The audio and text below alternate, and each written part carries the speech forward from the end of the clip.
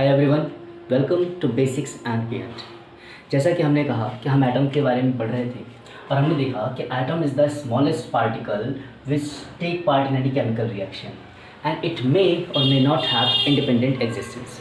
मतलब एटम किसी भी मैटर का वो सबसे छोटा पार्टिकल है जो केमिकल रिएक्शन में पार्टिसिपेट करता है और स्वतंत्र रूप से उसका एग्जिस्टेंस हो भी सकता है और नहीं भी सकता।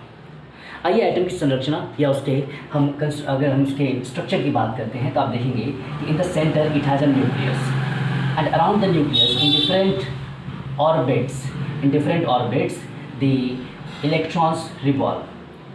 ठीक है, तो एटम के सेंटर में एक न्यूक्लियस होता है जिसे नाभिक भी कहते हैं और उसके अलग अलग शेल में अलग अलग जो कवच होती हैं जिन्हें ऑर्बिट्स कहते हैं। ऑर्बिट्स और शेल, आप इन लेयर्स को ऑर्बिट्स या शेल कह सकते हैं। तो अलग अलग शेल या अलग अलग ऑर्बिट्स में जो है इलेक्ट्रॉन्स जो हैं रिवॉल्व करती हैं। अब इलेक्ट्रॉन्स क्या हैं? Negatively charge particle. पिछली वीडियो में हमने डिस्कस किया था कि एटम जो है 3 छोटे छोटे सब एटॉमिक पार्टिकल्स या फंडामेंटल पार्टिकल्स से मिलकर बना है। तो जैसे इलेक्ट्रॉन, प्रोटॉन, न्यूट्रॉन। तो इलेक्ट्रॉन नेगेटिवली चार्ज पार्टिकल है, नकारात्मक स्वभाव, but proton is positively charge. अब मैंने कहा है केमिस्ट्री नहीं है, सोसाइटी है। आप इसे समाज की तरह समझें। जैसे हमारा बिहेवियर होता है ना, वैसे ये एटम्स, ये पार्टिकल्स, इलेक्ट्रॉन्स, इनका बिहेवियर होता है। तभी आपको समझ में आएगा। ह्यूमन बिहेवियर से कोरिलेट करें। आप देखेंगे कि अगर कोई गुड़ है ना, गुड़ बहुत मीठा होता है, बहुत मीठा, उसके चारों तरफ मक्खियाँ ना भिन रही होती हैं। ये बिल्कुल ऐसा ही है। सेंटर में न्यूक्लियस है और न्यूक्लियस के अंदर क्या है? प्रोटॉन। पॉजिटिवली चार्ज है, बहुत गुण है इसके पास, बहुत सारे गुण हैं, पॉजिटिवली चार्ज है। और साथ ही साथ क्या है सेंटर में? न्यूट्रॉन्स। ये अनचार्ज है, मतलब अच्छे लोग हैं, समाज के वो अच्छे लोग और समाज के वो लोग जिनकी अपनी कोई मानसिकता नहीं है, बिल्कुल नॉर्मल, न्यूट्रल है, सिर्फ और सिर्फ जनसंख्या बढ़ाते हैं। वो कहाँ पर होते हैं? न्यूक्लियस में। दोनों का अच्छा खासा दबदबा है न्यूक्लियस में। प्रोटॉन की बात की जाए या न्यूट्रॉन की बात की जाए, दोनों का अच्छा खासा दबदबा है न्यूक्लियस के अंदर और नीचे पास बहुत सारे गुण हैं। अब क्या होगा? जहाँ अच्छाई दिखी वहाँ मक्खियों ने भिनभिनाना शुरू कर दिया। बिल्कुल वैसे ही इलेक्ट्रॉन्स जो हैं अलग अलग ऑर्बिट्स में, अलग अलग शेल में, इनको आप ऑर्बिट्स या शेल कह सकते हैं, ऑर्बिट्स या शेल कह सकते हैं। तो अलग अलग ऑर्बिट्स में जो हैं इलेक्ट्रॉन्स जो हैं रिवॉल्व करना स्टार्ट करते हैं और रिवॉल्व के साथ साथ रोटेशन भी करते हैं। मतलब वो अपने एक्सिस पे स्पिन भी करेंगे, अपने ही एक्सिस पे स्पिन भी करेंगे और साथ ही साथ ऑर्बिट में रिवॉल्व भी करेंगे। ये बात समझनी बहुत ज़रूरी होती है। और आप देखें, अगर ये अलग अलग लेयर्स हैं, अलग अलग ऑर्बिट्स हैं, तो हर एक ऑर्बिट का एक रिक्वायर्ड नंबर होता है। हर एक ऑर्बिट की अपनी एक क्षमता होती है कि कौन सा ऑर्बिट या कौन सा शेल कितने इलेक्ट्रॉन्स एक्वायर कर सकता है। अब देखिए, जो चीज़ न्यूक्लियस के जितने पास है, आप इसको प्याज के छिलकों की तरह महसूस करें। The layers of onions.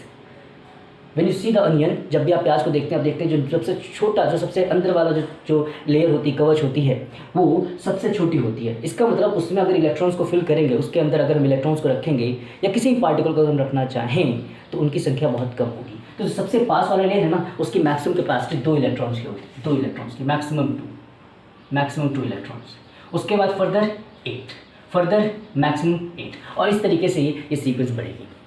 इसको मैं डिटेल में बताऊंगा अगली वीडियो में, बट फॉर द टाइम आप पेशेंस के साथ चीज़ों को समझें, क्योंकि ये बड़ा कॉम्प्लेक्स टास्क है। एटम्स के स्ट्रक्चर को रियलाइज करना, एहसास करना बहुत कॉम्प्लेक्स टास्क है।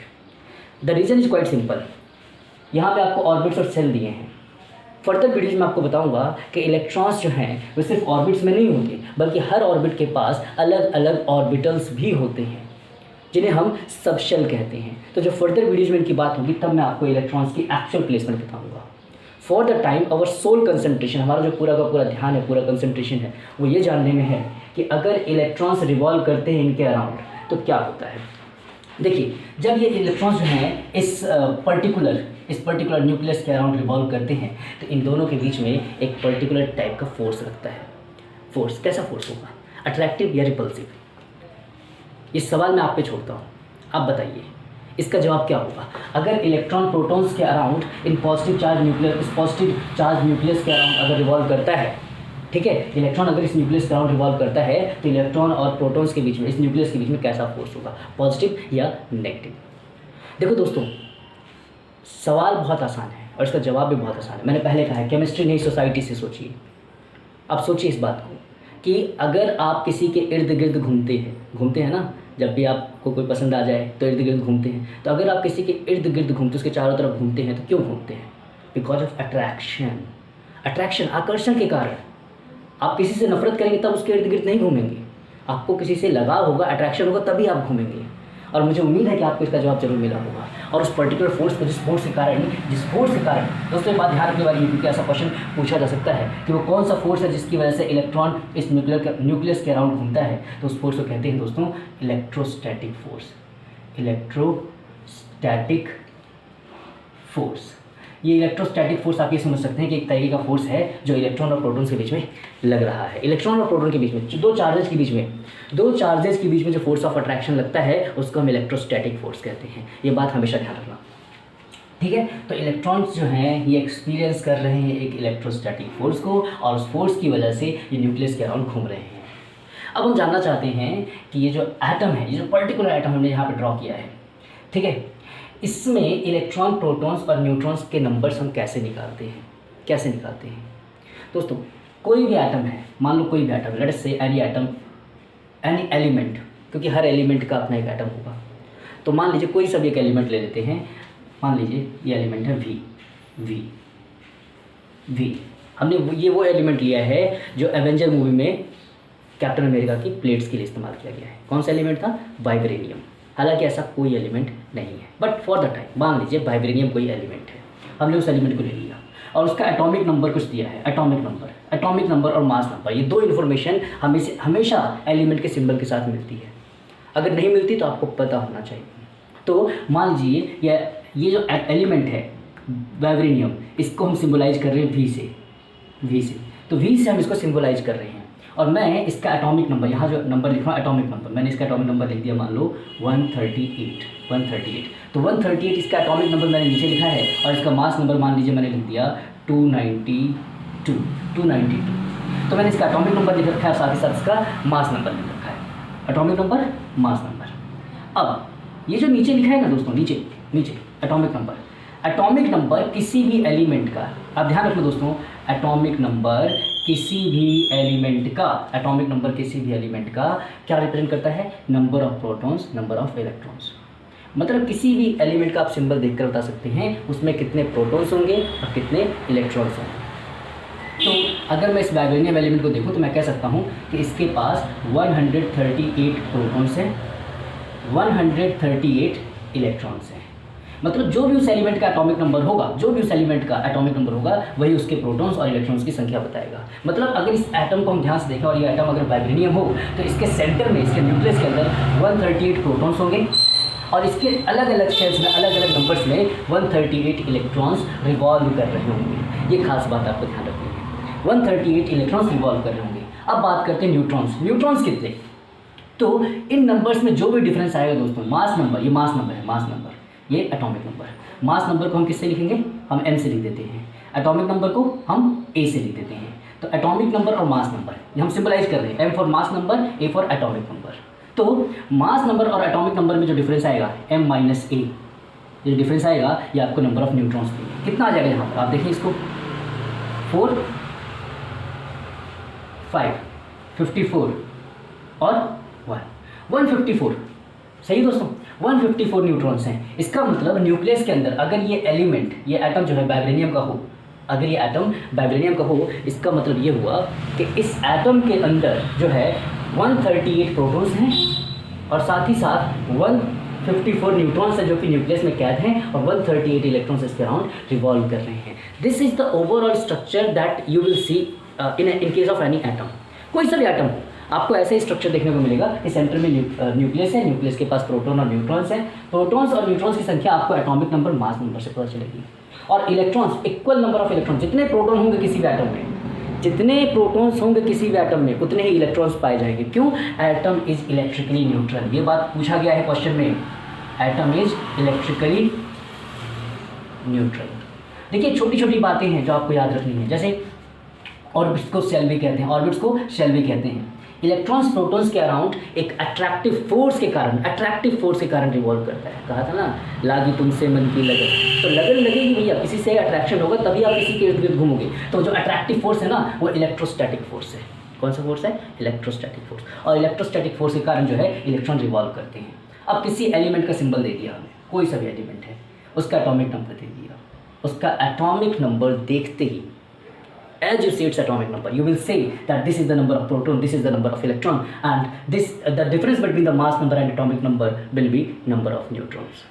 मतलब जैसे आप देखेंगे आप कहेंगे अच्छा ये एटॉमिक नंबर है तो इतने ही प्रोटॉन होंगे, इतने ही इलेक्ट्रॉन होंगे, और इन दोनों का जो डिफरेंस आएगा मास नंबर एटॉमिक नंबर का, वो क्या होगा, नंबर ऑफ न्यूट्रॉन्स होगा। तो इस तरीके से कर रहे थे कि किस तरीके से हम एटम के सिंबल को देखकर, जैसे एक्स वाली सिंबल, तो उसके एटॉमिक नंबर और उसके मास नंबर को देखकर हम इलेक्ट्रॉन्स और प्रोटॉन्स की संख्या बता सकते हैं। तो ऐसे में हम लिख सकते हैं कि एटॉमिक नंबर हमें क्या बताएगा, जितना एटॉमिक नंबर होगा उतने ही प्रोटॉन्स होंगे और उतने ही इलेक्ट्रॉन्स के नंबर होंगे। तो एक तो हमने ये बात ये लिख दी कि atomic number equals to number of protons number of electrons, और साथ ही साथ हम क्या कह रहे हैं कि जो मास नंबर होगा, मास नंबर ये हमें प्रोटॉन के बारे में बताएगा और साथ ही साथ न्यूट्रॉन के बारे में बताएगा, मतलब प्रोटॉन प्लस न्यूट्रॉन के बारे में बताएगा। और इसीलिए जब आप मास नंबर से एटॉमिक नंबर जो कि नंबर ऑफ प्रोटॉन्स है इसे माइनस कर देंगे तो आपको क्या मिलेगा, नंबर ऑफ न्यूट्रॉन्स। इससे एक बात समझ में आ रही है कि ये जो एटम है, इस एटम का जो मोस्ट ऑफ द मास है, जो पूरा का पूरा मास है, वो कहाँ पे क्या है, न्यूक्लियस में। क्यों? क्योंकि आप देख रहे हैं मास नंबर की जब बात आती है तो हम सिर्फ और सिर्फ प्रोटॉन और न्यूट्रॉन की बात करते हैं, हम इलेक्ट्रॉन को काउंट नहीं करते, इलेक्ट्रॉन के मास को काउंट नहीं करते। ऐसा नहीं है कि इलेक्ट्रॉन का मास नहीं होता, just for the sake of simplicity, चीज़ों को आसान बनाने के लिए हम इलेक्ट्रॉन के मास को इग्नोर कर देते हैं। ऐसा क्यों, क्या कारण है? बहुत सीधा सा लॉजिक है, मैं आपको समझाता हूँ। देखिए, आप तराजू रखिए, तराजू की एक तरफ आप हाथी को बैठाइए और दूसरी तरफ वेट को रख दीजिए। हम हाथी का वज़न जो है नापना चाहते हैं कि हाथी का वज़न कितना है। अब आप एक बात बताइए, हाथी अगर बैठेगा और हाथी का वज़न मान लीजिए 5000 kg आ गया, 5000 kg मान लीजिए, किस फॉर सम रीजन 5000 kg आ गया। अब उस तराजू के एक साइड पर एक हल्की सी चींटी बैठ गई आकर, तो क्या उस चींटी के बैठने से हाथी के वज़न में हमें फेरबदल करना चाहिए? नहीं, क्योंकि आप देखेंगे कितना आएगा, 5000.0000 सम kg कुछ ऐसा क्या आएगा। जबकि आप जानते हैं कि हाथी का वज़न इतना बड़ा है कि चींटी के वज़न को इग्नोर कर सकता है। और बिल्कुल यही कारण है कि प्रोटॉन्स और न्यूट्रॉन्स को आप जब देखेंगे ना, तो आप देखेंगे प्रोटॉन्स और न्यूट्रॉन्स का मास लगभग एक जैसा होता है, बट इलेक्ट्रॉन्स इनके मुकाबले बहुत हल्का होता है। इसीलिए जब एटम्स के हम मास की बात करते हैं या एटम के मास नंबर की बात करते हैं तो हम उनको प्रोटॉन और न्यूट्रॉन से कंपेयर करते हैं और इलेक्ट्रॉन्स को इग्नोर कर देते हैं। चलिए आइए देखते हैं एक्चुअल वैल्यू क्या है। एक्चुअल वैल्यू देखिए, ये तो हमेशा मतलब दिमाग में रहना चाहिए। जैसे हम एक इलेक्ट्रॉन के मास की बात करें, जस्ट अ सेकेंड, हाँ, जैसे हम एक इलेक्ट्रॉन के मास की बात करें तो हम क्या लिखेंगे, इलेक्ट्रॉन का मास। इलेक्ट्रॉन, अगर किसी इलेक्ट्रॉन का आप मास देखेंगे, that will comes around 9.1 × 10⁻⁻31 kg। अब देख रहे केजी में -31 कितना हल्का है, 9.1 10⁻⁻31 kg, बहुत ज़्यादा हल्का है ये, ठीक है। मास ऑफ न्यूट्रॉन, चलिए न्यूट्रॉन के मास की बात करते हैं या मास ऑफ प्रोटॉन की बात करते हैं। पहले मास ऑफ प्रोटॉन कितना होगा, ये आता है कुछ 1.672 10⁻⁻27 kg। ये भी माइनस में है, कोई बहुत बड़ी बात नहीं, ये भी बहुत हल्का है, but see the difference, the order 10⁻⁻34 31 10⁻⁻27 10⁻⁻31 10 की जो घात है वो कितनी है, 31 की है, और यहाँ पर 10 की घात 27 है। तो आप देख रहे हैं जो पावर है ना, ये बहुत बड़ा डिफरेंस रोल प्ले करती है, बहुत बड़ा डिफरेंस प्ले करती है। तो आप देखेंगे कि एक प्रोटॉन जो है लगभग एक इलेक्ट्रॉन से 1000 गुना भारी होता है, 10⁻³ टाइम्स, क्योंकि इस नंबर को भी हमें ख्याल रखना पड़ेगा, ठीक है। तो 10⁻³ टाइम्स लगभग 1000 गुना भारी होता है, बिल्कुल वैसा जैसे हाथी और चींटी का वजन। तो हमने वहाँ पे क्या किया था, चींटी के वजन को इग्नोर किया था, यहाँ पे हम इलेक्ट्रॉन को इग्नोर करेंगे। और साथ ही साथ मास ऑफ न्यूट्रॉन कितना होता है, 1.675, लगभग बराबर होता है प्रोटॉन और न्यूट्रॉन का मास इंटू 10⁻⁻27 kg। ये वैल्यूज़ तो मुझे ना हमेशा याद रहती हैं। कोई आँख बंद करके अगर कोई मेरे से पूछेगा ना, तो मैं आँख बंद करके बता सकता हूँ कि अच्छा, what is the mass of electron, 9.1 10⁻⁻31 kg। What is the mass of proton, 1.672 10⁻⁻27 kg। What is the mass of neutron, 1.675 10⁻⁻27 kg। बड़े आसानी से आप इनको याद कर सकते हैं, ठीक है। तो यही कारण है दोस्तों कि जो मास नंबर आप देख रहे हैं, मास नंबर और मास नंबर प्रोटॉन का, mass of proton, mass of neutron, not mass number. अगर आप मास देखिए प्रोटॉन का और मास देखिए न्यूट्रॉन का तो लगभग बराबर है। अब इस नंबर से कैलकुलेशन करना बहुत मुश्किल होता है, तो हम क्या करते हैं, हम रिलेटिव वैल्यू लेते हैं। मान लीजिए एक प्रोटॉन का, हर एक प्रोटॉन का जो मास नंबर है वो 1 के बराबर है, 1 के बराबर है। हर एक प्रोटॉन का मास नंबर 1 के बराबर, जितने प्रोटॉन होंगे उतना हम उसका मास नंबर मान लेंगे। तो आप देख रहे हैं न्यूट्रॉन और प्रोटॉन का मास लगभग सेम है, इसका मतलब हर एक न्यूट्रॉन का भी जो मास नंबर होगा वो 1 के बराबर होगा। और इसीलिए जब हम किसी एटम के मास की बात करते हैं तो हम उसको मास में नहीं, मास नंबर में लिखते हैं, हम यूनिट में लिखते हैं। हमने कभी ग्राम में नहीं बोला कि जो है इस एलिमेंट का, इस एटम का मास नंबर कितना है, मास नंबर कितना है। तो मास नंबर हम नंबर बताते हैं, mass number. And there is a difference between atomic mass, mass of an atom, and mass number. Mass number में, एटॉमिक मास में और किसी एक एटम के मास में अंतर होता है। इनके ऊपर हम एक सेपरेट वीडियो में डिस्कस करेंगे, बट फॉर द टाइम आपको ये चीज़ क्लियर हो गई होगी कि मास नंबर क्यों सिर्फ और सिर्फ प्रोटॉन और न्यूट्रॉन को कंसिडर करता है, इलेक्ट्रॉन को कंसिडर क्यों नहीं करता। क्यों? क्योंकि ये बहुत ज़्यादा हल्का है प्रोटॉन और न्यूट्रॉन के मुकाबले। और आपको एक फैक्ट बताता हूँ कि आप देखेंगे ना 99.9% मास जो होता है ना, 99.9% मास किसी एटम का, ये उसके न्यूक्लियस में कैद होता है, न्यूक्लियस के अंदर। इलेक्ट्रॉन्स बहुत हल्के होते हैं, ये सिर्फ ऑर्बिट्स में रिवॉल्व। एटम्स के ऊपर आपको जो भी जानकारी दी है वो आपके काफ़ी फ़ायदेमंद रहेगी, काफ़ी काम आएगी आपके अलग अलग एग्जाम से, चाहे रेलवे हो, एसएससी हो, किसी भी तरीके के एग्जाम में जहाँ पर 9th-10th का सिलेबस होता है। वहाँ से अगर एटम के ऊपर कोई क्वेश्चन आता है कि एटम कैसा दिखता है, एटम में इलेक्ट्रॉन कैसे होते हैं, प्रोटॉन कैसे होते हैं, एटॉमिक नंबर या उनके मास नंबर पर क्वेश्चन आता है, तो आप बड़े आसानी से कर सकते हैं। बस आपको अपना थोड़ा लॉजिक लगाना होगा depending upon the nature of question. जिस तरीके से क्वेश्चन पूछा जाएगा उस तरीके से आप अपना लॉजिक लगाकर आंसर दे सकते हैं। चलिए अब हम बात करते हैं सबसे ज़्यादा इम्पोर्टेंट पार्ट, केमिस्ट्री के सबसे ज़्यादा इम्पोर्टेंट पार्ट, पीरियोडिक टेबल की।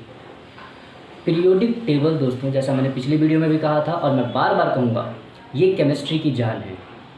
मैंने क्या कहा, कुछ चीज़ें ऐसी हैं ना जो दिमाग में सेट कर दो। जैसे केमिस्ट्री नहीं, सोसाइटी है। आपको एटम्स के बारे में समझना है, आप सोसाइटी को समझें। बिल्कुल आप रिलेट कर पाएंगे दोनों को, और जब आप रिलेट कर पाते हैं तो बहुत अच्छा समझते हैं। दूसरी चीज़ कि केमिस्ट्री जो है ना, केमिस्ट्री में ये जो पीरियोडिक टेबल है, पीरियोडिक टेबल, ये केमिस्ट्री की जान है। आप अपनी जान को हमेशा अपने गले से लगा कर रखते हैं ना, छोड़ते नहीं हैं। आप छोड़ देंगे क्या? कहीं किसी को हमारी जान लेके चले जाओ, नहीं। आप चाहते हैं कि आपकी जान आपके पास सुरक्षित रहे। तो उसी तरीके से जो पीरियोडिक टेबल है ना, आपके माइंड में बिल्कुल सिक्योर रहना चाहिए, हमेशा आपके माइंड में फिट होना चाहिए कि हाँ ये पीरियोडिक टेबल है। पीरियोडिक टेबल एक ऐसा टूल है ना दोस्तों, ऐसा टूल है जिससे आपके सिलेबस का 60% ऑफ द टॉपिक कवर हो जाता है। आप देखेंगे, चाहे बात मेटालिक नॉन मेटालिक प्रॉपर्टी की हो, चाहे एटॉमिक साइज की बात हो, चाहे बात इलेक्ट्रॉनेगेटिविटी की हो, चाहे वैलेंसी की बात हो, बैलेंस इलेक्ट्रॉन की बात हो, मेटालिक नॉन मेटालिक नेचर की हो, ठीक है, चाहे बात एसिडिक बेसिक ऑक्साइड की हो, चाहे ये हमें डिस्कस करना कौन सा एलिमेंट रेडियो एक्टिव एलिमेंट है, रिएक्शन की बात हो, किसी भी तरीके का क्वेश्चन पूछा जाता है, जो कॉन्सेप्चुअल पार्ट है वो कहाँ से आपको दिखाई देगा? पीरियोडिक टेबल से। तो periodic table is the most essential tool, सबसे ज़रूरी टूल है जिसका हम इस्तेमाल करेंगे, और इसके बारे में हम बात करेंगे अपनी अगली वीडियो में। तो आप चैनल के साथ बने रहिए। अगर आप चैनल पर बिल्कुल नए हैं, आपने चैनल को सब्सक्राइब नहीं किया, तो आप चैनल को सब्सक्राइब कर लें, बेल आइकन को प्रेस कर लें, ताकि आपको इस पर्टिकुलर कोर्स से जुड़े हुए जो नोटिफिकेशन है वो रेगुलर्स मिलते रहें। तो मिलते हैं बहुत ही जल्द आपसे अपनी एक अगली वीडियो के साथ, जिसमें हम पीरियोडिक टेबल का डिस्कशन करेंगे और बहुत ही हेल्दी नेचर से, बहुत ही हेल्दी तरीके से हम फर्दर जो क्लासेज को कंटिन्यू करेंगे।